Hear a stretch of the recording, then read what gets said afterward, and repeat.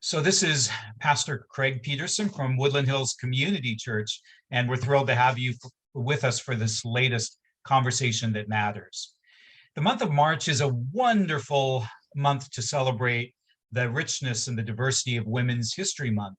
And as I was preparing for the month, I've realized that in many previous years, so much of the women's history that is put forward is the history of women who are predominantly European of background and middle class and all of these other limitations that cheat us out of some of the richness of the diversity of women's history on a global scale. So this month we're being a little bit more intentional about seeking out pieces of the history that aren't always shared. So today we are thrilled to have with us a very special guest with us, Hifza, today to talk with us a little bit about her personal history and her connection with the country of her origin, Pakistan. And so Hifza, we're thrilled to have you with us. Thank you so much, Pastor Craig. I'm fortunate to be here and I look forward to our discussion. So if you wouldn't mind, can you tell us a little bit of your personal or family history, and then just a broad overview of the things of Pakistan that you think might help us get a better feel for the country? Sure. So Pakistan is, well, my name is Hifza, first of all. And I'm going to first go into a little history about Pakistan, where it's located, what the demographics look like, and then from my understanding, the best I could do, and then I'll go into a little bit history about myself and how I got here and everything. So Pakistan is located in South Asia. It's right next to Afghanistan and India. And it's a fairly populated country. The known two cities are Islamabad, which is the capital of Pakistan, and then Karachi, which is one of the other leading populated cities where a lot of like economics take place and a lot of other a trade takes place. We have one of the famous seaports there. That's a little bit of a history and demographics of it. And then now talking about the ethnicities, we have a variety of ethnicities. So within Pakistan itself, we have people that are Urdu speaking. So in this province of Sindh, which I'm from, they speak Urdu. Then we have Punjabis, and we speak the language of like Punjabi. And then we have Pashtuns. They also speak a similar language of Farsi and Pashto. And so we have a variety of ethnicities within our own country.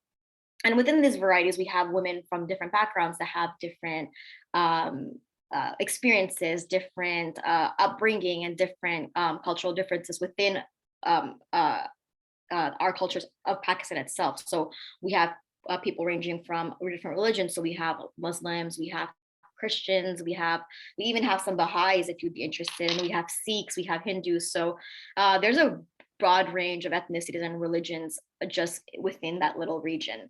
That's a little history of Pakistan. And so my name is Hifza. I was 3 years old when I moved from Pakistan to Chicago with my family. And my family, the reason that they moved out here was because they thought that we would have better opportunities for both my sisters, myself, and my brother. My dad is kind of the way he thinks is that education should be available to all. And he actually did his master's, and he believed a lot in education. He used to actually tutor back home as well. So he tutored both little boys and girls, and he tutored up to, I believe, college. So that was his main goal, for us to move out here and have a better life. We moved to Chicago in 2001, early 2001. And then once 9/11 had occurred, my dad thought it wouldn't be as safe to live in the US, especially in Chicago, which a lot of hate crimes were happening against Muslim women, especially because we do wear the hijab. I personally don't, because that's just a choice of my own, but a lot of Muslim women wear the hijab, wear the niqab, wear the burqa. So at the time when we were there, what was kind of happening was women were getting attacked, and Muslim men that had beards were getting attacked. So my dad, with that decision in mind and also a better opportunity for his job, we decided to move to Canada. Which there was a big difference there from Canada to the US. It was a little bit more calmer, a little at the time, a little bit more calmer, a little bit more, easy to go life to go by. But again, my dad didn't saw better opportunities in California with the universities that are out here, the education, and then just that American dream, I feel like, was a really big with our parents, especially when you're an immigrant. So we came to California, we moved out here, and I believe we've been out here since for about like 17 years, I would say. And it's been going great. I finished my middle school here. I went to Woodland Hills Academy, which is really close. I went to Canoga Park High School, which is also in your community, our community as well. And then I went to CSUN, again, another community college. And I finished my bachelor's in political science. So I was super involved in politics and I really enjoyed that. But my heart was really working with kids as I was working part-time. So now I'm doing my master's in applied behavior analysis and I'll be done this summer. Wow, congratulations. And Thank thanks you. for that wonderful overview, both of Pakistan as well as your experience. Thank you so much. So in many places around the world, history is often told primarily through the lens of male experience. And yet women have played such critical roles in the development of their homelands for, well, since time began. So I'm wondering today if you could take some time with us and talk with us about those women who have made an impact on the world, both with Pakistan, perhaps in specifically, but also within Islam as a whole. Yeah, of course, Pacific. So, um, I actually, this was really astounding for me because when I first started college and I started learning about history through other people's perspectives and not the kind of American perspective, American history is amazing, but just getting the intake on people that were, um, I don't know how to put this into words. Let me rephrase that to let people that were, usually the capturees are the ones that are depicting history and the ones that are the victims, their history kind of gets lost in words. So I kind of learned that about that in college, and that was super interesting to me. And I feel like that also applies to women because, like you said, we get the more dominant male history and their background. So I'm going to kind of go back to the Islamic, pre-Islamic era and the Islamic era and kind of mention some Great. prominent women that have inspired me and have been, kind of the guiders of Muslim women in Islam. And then I'll go to someone that in Pakistan is a big figure and that kind of changed a lot of things for women in Pakistan itself. So let me start off with, I took some notes here, so I'm looking down at that. Okay. So some great women in history, and I'm actually bringing up some women that people sometimes overlook, but are really important. Great. So where my name comes from, my name is Hifza, which is a Farsi and Urdu combination, but it's actually a derivative from an Arabic name, which is Hafsa. And she was actually one of the Prophet's wives who was super outspoken. And I can kind of go with that because I'm actually like that myself. And she would actually just, whenever there would be any kind of disagreement or if she had to go to war, she was actually the one kind of draping herself and getting ready to go to war. So since back then we've had women that are very involved in history itself, but kind of just get lost over time. Another one was Maryam, which is the mother of the Prophet Isa, and Maryam, she's also another very important Islamic figure for women, for Muslim women. And another was Khadija. She was a businesswoman and a successor, and she actually taught the Prophet about business itself and trade itself. Wow. And so that to me is really interesting because you don't even see that till recently. We didn't see women in business, and that's getting a really big now. So I love that she was one of the beginners to kind of start off trade and economics and even teach her male counterparts. So that was really amazing to me. Another one was Aisha, and she was a scholar, and she was the one that kind of began like universities and kind of creating like a space for education. And so there's three aspects. One that was super in war and she was ready to go and she was super, dominant figure. Then we have someone that's, like a thinker, a successful businesswoman, kind of taking care of the trade and economics. And then we have scholars. So those three areas are what interests me. And those three women are what inspired me to, kind of think like they did and, move around like they did, be not be like quiet and timid, but speak my mind, when time comes for it. So those are the three women from pre-Islamic. And then another person, actually the reason I got into politics before, because I wanted to be a lawyer, was Benazir Bhutto, and she was the prime minister of Pakistan. And I believe during that time, if I can recall from my memory, and we'll double check on that too, there were not many women in power, and she was actually the daughter of her of a, a previous prime minister, but she was one of the very successful prime ministers of Pakistan that brought about, change in the economy, change in, cultural biases, and she just, really brought people together. So she was a really big inspiration for me as well. And then let's see, let me look at my notes really quick. What else I have here? And then, if we're going back to kind of the after Islamic, when Islam was spread already, and then we were getting some other prominent women, Razia Sultana of Delhi, which is currently known as India. She was a high-ranking king, you might say, but it was the Mughals at the time. So she was a really great woman in power as well. And all these women coming together, them having the same kind of the inspiration to push Islam forward, but represent women of today's time, really inspired my take on women in Islam. I love it. Thank you so much for sharing those amazing women's lives with us. Sure. So Hifza, not a lot of Americans have a very good understanding of Islam. And sadly, because of that lack of information, a lot of stereotypes and misconceptions have taken place and arisen. And one of them in particular is the assumption that women are treated poorly within the tradition. So what I would love to hear you talk about is how women are seen in Islam as a whole, and what opportunities exist for them in predominantly Muslim countries, such as Pakistan. Sure.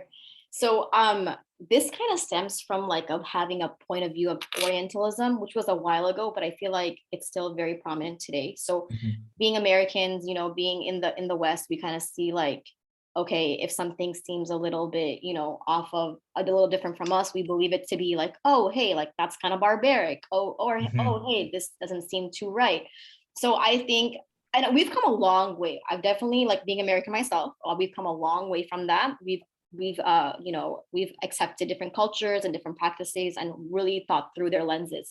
But essentially, so we're basically starting from Orientalism. I have a little notes here as well. So basically, women in Islam, the Quran basically has an entire chapter written about women, and it's called Surah Al-Nisa, which is, Nisa means women in Arabic. And this not only highlights the rights of women, the way they should be treated, the power that women have, and their rights in Islam, and both the world, in a predominantly male world. It not only that chapter, but the Quran itself has many sections where the rights of women are mentioned over and over again, and the importance that women should be respected is mentioned over and over again. So just to go based off of that, since I've put that into the works, let me mention some of the rights that women have in Islam. So I have a little bullet points here. So equal right to knowledge is the right of Muslim women, right to ownership and wealth, equal right to choose a spouse, and equal reward and accountability. So, for example, in Islam, sins aren't measured because you're male or female. They're measured equally. Knowledge, the right to knowledge is equal, and the ownership and wealth is equal. And Pastor Craig, this was really interesting. I learned that in my women in politics class, that women did not have ownership in the West for a while, and it was a process. Whereas you can see the Quran was, it's the Islamic era, and it's been here for quite some time, and the Quran itself gives rights to women to ownership. So this was a big stand that the West has just, after a couple of years, has adopted. So that's one thing I wanted to mention. And then also the right to vote is also mentioned in the Quran for women. Exactly. Yeah, I love that, which is, I didn't know that for a while, but when I did learn that, I was like, whoa, this is awesome. So yeah, that was really great. And then sometimes we have, because, in Islam, what tends to happen, or in, this could be all throughout the males, in a male dominant world, we think men can get away with this, men can get away with that. But in Islam, you're accountable both male and female are accountable for their actions equally. It's not that, if I did a sin and I'm a male, oh, it's somehow, less than a woman. So I love that aspect. And then also another thing I wanted to mention was um, even modesty. Actually, let's go back. Even modesty in Islam, we might think like, women have to cover, they have to seem timid, they have to keep their gazes down. Modesty is very much equal in Islam as well. So even men have a certain way of dressing, they're they like modesty in the gaze, for example. Like we both women and men have to, if they see the opposite gender, they have to, be modest. It's not only in the woman's part to be covered, but the male also has to be modest in their gaze and, in their actions, and also their clothing, actually. And so that's really interesting to me because, as women, you see women wearing the hijab, and, that's their way of their modesty, but that's also them representing who they are. But as for males as well, they have to, wear a certain length of shirts, and, their shirts or pants can't go below this area. So there's also those guidelines as well for both male and women, for both men and women. And then let me go on to,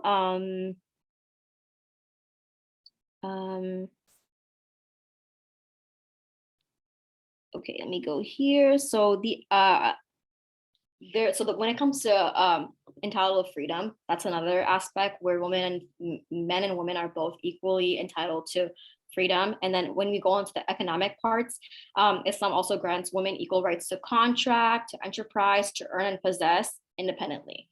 So these are just some highlighted facts that I found, and I kind of wrote down for our discussion. But we don't really I was having a discussion with my professor the other day, and she was talking about women in Africa and how, I think in the 70s or 80s, some women from America went out there and were trying to help the women out in the tribes and kind of, help them, feminism, bring that to light, and, genital mutilization and putting that all to an end.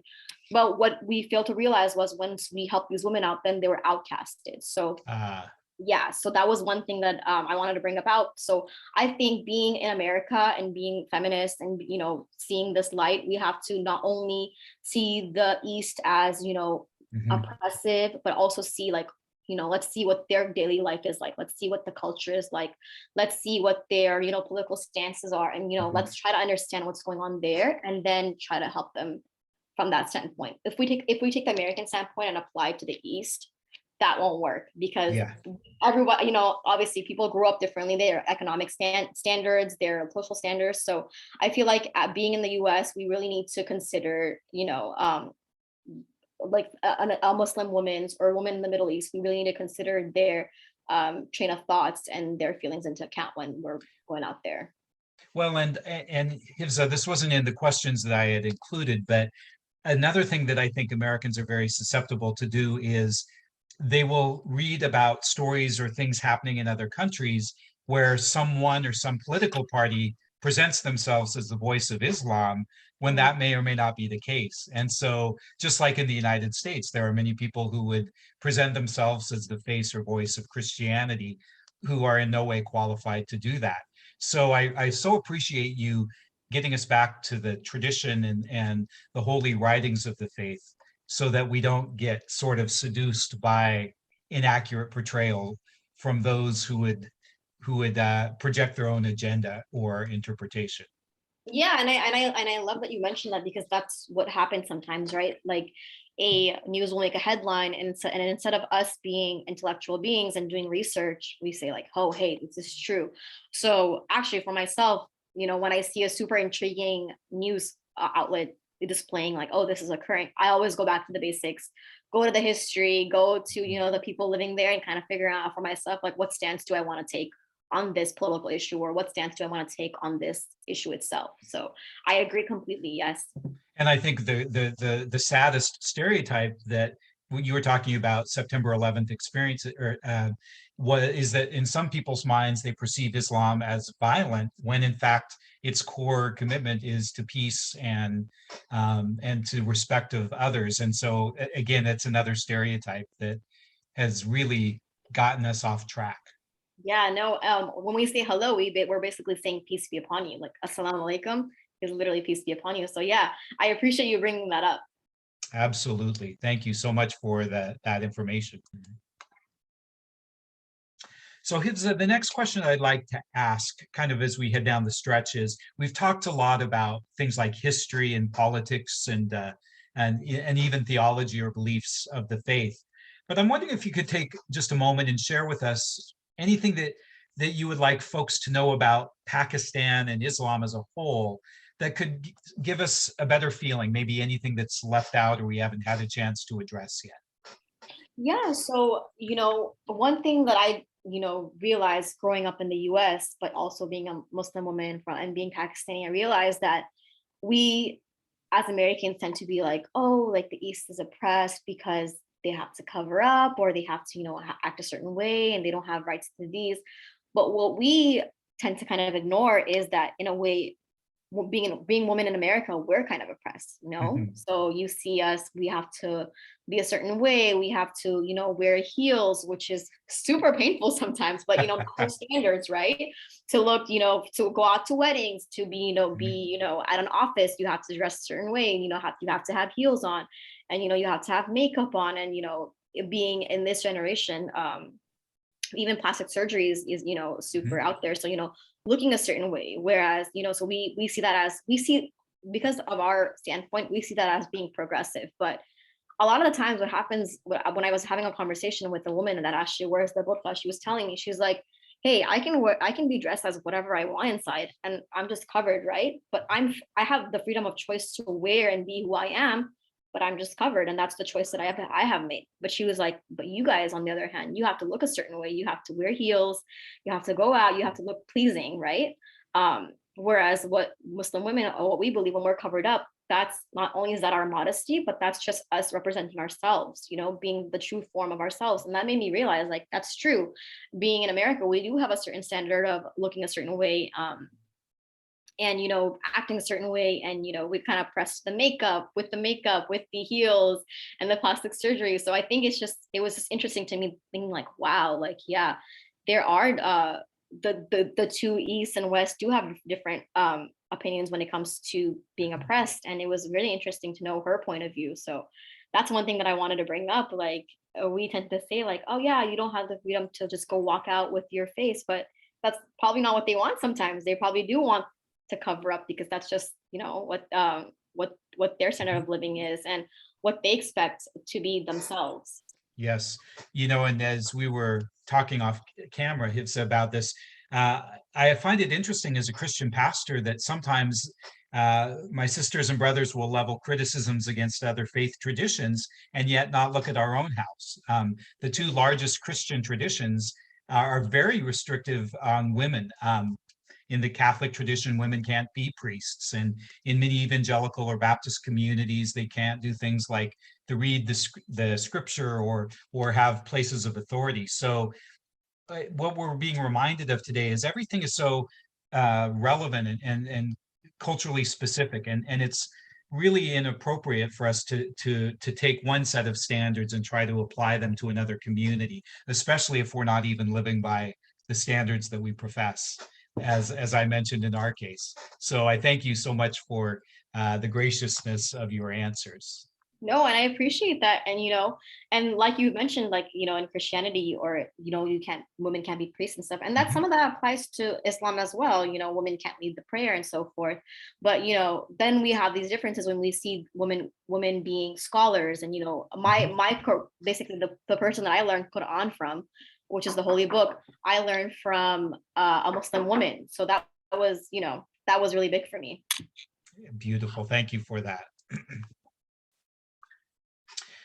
So, as we close today, I can't help but note I am one of those eternal optimists out there. I believe that while there are often things that can happen around the world that can cause us moments of hopelessness and despair, things are really progressing. And I know there are regional challenges around Pakistan. I know that there's the unsettledness in Afghanistan and the challenges in relationship between India and Pakistan. But as we step back and look at the whole, I'm wondering if you could maybe wrap things up for us today by talking about some of the signs of progress that you see for women in Pakistan and in Islam as a whole, and maybe what we here in the United States can do to help support these positive steps moving forward. Yeah, sure. So one thing is that women are always going to progress, right? So women have seen the worst of the worst, but here we are standing up, doing our thing, representing ourselves. So when it comes to Afghan women, I think you can already see the progress. We have like a great all girls robotics team. We have a all girls engineering team, a soccer team. So, and thankfully they have been, taken out of the area to kind of being protected. So I just see, obviously there's always going to be political injustice. There's always going to be political unrest, but well, women are meant to prevail, and they will. So you can kind of already see that the women have made I believe the robotics team have made it to the US. And we could just see them going forward from here, attending universities, being spokesperson, representing their country. Not only that, but I remember, Pastor Craig, you were mentioning how, as Americans, what we could do to kind of help the women. And I think the number one thing we could do is show empathy, not sympathy, but empathy. So empathy is understanding where they come from and not saying like, oh, I agree with you because I've been there, but agreeing with them because, you understand what they feel and, being there for them, rather than just saying like, oh, it'll be all right, saying that, we got this, we're going to get through this together. But not only that, also understanding that they come from a different culture, language. So not have them assimilate too fast to the American world, but, kind of have them take their take on it, kind of get them adjusted, make them feel comfortable and welcome, not judge them. And, if let's say, for example, of course, like some of them wear the hijab, some of them, dress a certain way, let them have that freedom to kind of represent themselves, being Afghanistani women and, being Muslim women, to have them slowly assimilate, but make them feel welcome. I love it. Thank you so much for your generous gift of time today. And our next conversation will be with a woman who was born and raised in the Ukraine, and she will be sharing with us her experience as a refugee and maybe, again, a vision of hope forward. So we are so blessed, and thank you, Hifza, for the opportunity to celebrate Women's History Month with you. Of course. Thank you so much for having me here, Pastor Craig. I appreciate it. All right.